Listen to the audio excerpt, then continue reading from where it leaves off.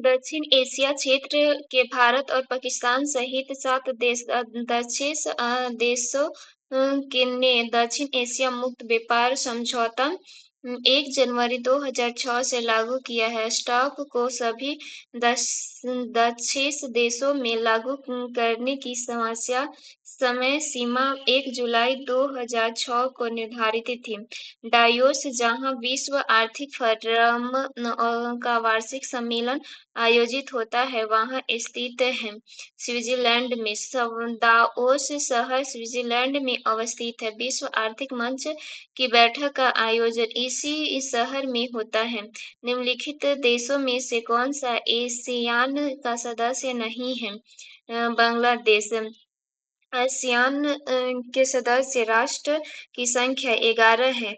Indonesia 8 अगस्त 1967 ईस्वी में, Malaysia 8 अगस्त 1967 ईस्वी में और फिलीपींस 8 अगस्त 1967 ईस्वी में और सिंगापुर 8 अगस्त 1967 ईस्वी में, थाईलैंड 8 अगस्त 1967 ईस्वी में, ब्रुनेई 7 जनवरी 1984 ईस्वी में, वियतनाम 28 जुलाई 1995 ईस्वी में, म्यांमार 23 जुलाई 1997 ईस्वी में, कंबोडिया 38 अप्रैल 1919 ईस्वी में, लाओस 23 जुलाई 1997 ईस्वी में, तिमोर लिप्स जून 2020 ईस्वी में। विज्ञान। भौतिक विज्ञान। निम्नलिखित में से किसी एक में ध्वनि चाल सबसे अधिक होती है? लकड़ी में। ध्वनि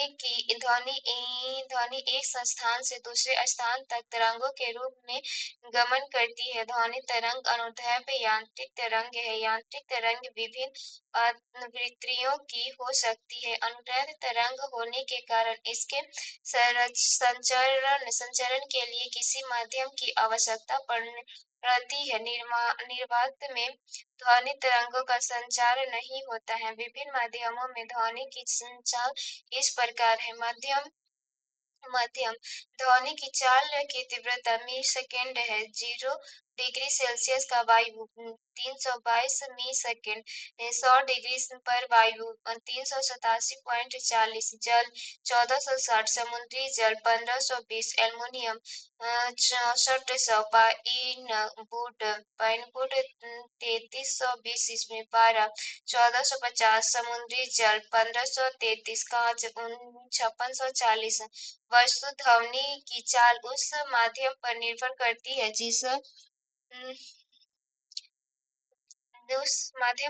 करती है जिससे होकर ध्वनि तरंग गुजरती है। कोई माध्यम जितना अधिक प्रत्यास्थ होगा उससे ध्वनि की चाल उतनी ही अधिक होगी। इससे विपरीत अधिक घनत्व वाले माध्यमों में ध्वनि की चाल कम होती है। ठोस वस्तुओं, द्रव्य तथा गैस की अपेक्षा अधिक प्रत्यास्थ होती है, अतः ठोस में ध्वनि की चाल सबसे अधिक होती है।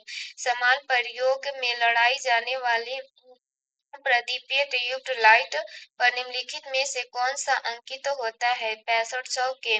प्रदीप ट्यूबलाइट में निम्न दाब पर पारे की वाष्प होती है। इसके सिरे पर लगे तंतुओं में विद्युत प्रवाह करने पर पारा वाष्प अदृश्य पराबैंगनिक किरणें उत्सर्जित करती है। ये पराबैंगनिक किरणें नलिकाएं की आंतरिक सतह पर लेपित प्रदीप्यशील पदार्थों की परत पर दृश्य प्रकाश उत्सर्जित करती है। प्रतिदीप ट्यूबलाइट बल्ब की अपेक्षा अधिक दक्ष है तथा सस्ती पड़ती है। गर्म वातावरण हेतु कम केल्विन मान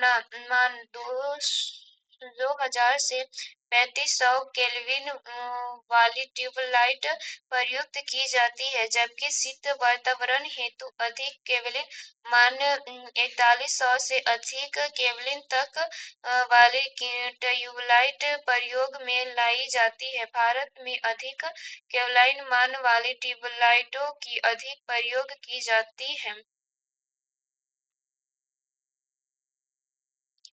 टेप रिकॉर्डर तथा अन्य ध्वनि तंत्र पर अंतिक पद डॉविल बी अथवा डॉविल सी किसी निर्दिष्ट करता है।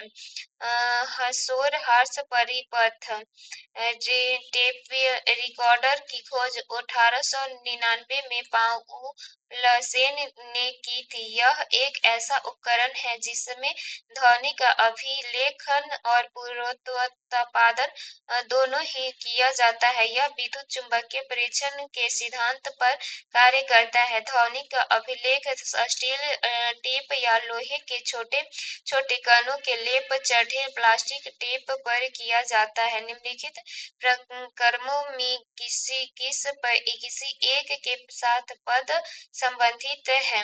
ऑफसेट मुद्रण CM के बाई के रंगीन छपाई से संबंधित है। यह रंगीन छपाई में प्रयुक्त आधारभूत रंग प्रतिमा है। इसके माध्यम से अन्य रंग बनाए जाते हैं। रासायनिक विज्ञान इलेक्ट्रॉनिक में सोल्डरिंग प्रक्रिया में सोल्डर के रूप में प्रायः कौन से पदार्थ प्रयोग में लाए जाते हैं? सीमा तथा टीन सोल्डर के लिए सीमा तथा PD 33% और टीन SN67 का मिश्रण होता है। लोहा तथा टीन एल्युमिनियम तथापि डेल्टा मेल्टन में कॉपर 60%, जिंक 38%, लोहा 2% होता है। मैग्नीशियम एल्युमिनियम 95%, मैग्नीशियम 5% होती है, जिसका उपयोग हवा जहाज के ढांचे बनाने में होता है। निम्नलिखित रसायनों पर विचार कीजिए। 1, 2 और 4 सही है।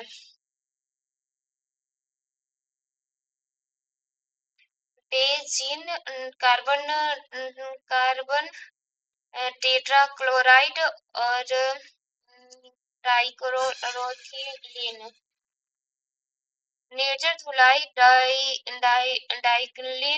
डाइक्लिन की ऐसी प्रक्रिया है जिसमें जल के अतिरिक्त किसी अन्य वल्लिक द्वारा धुलाई की जाती है। इस प्रक्रिया की खोज सर्वप्रथम चीन बैप्टिस्ट जाली ने की थी।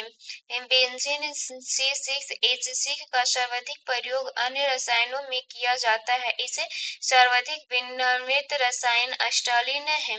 कार्बन टेट्राक्लोराइड को टेट्राक्लोरोमेथेन के नाम से जाना जाता है। इसका उपयोग रेफ्रिजरेटर के अतिरिक्त डाइक्लोरीन में भी होता है। ट्राइक्लोरोथीलीन का उपयोग दवा एवं खाद्य उद्योगों में होता है, लेकिन 1970 के पश्चात अधिकांश देशों में इसका उपयोग प्रतिबंध कर दिया गया है। इसका अन्य नाम पैराथ्लोरियथीन भी है।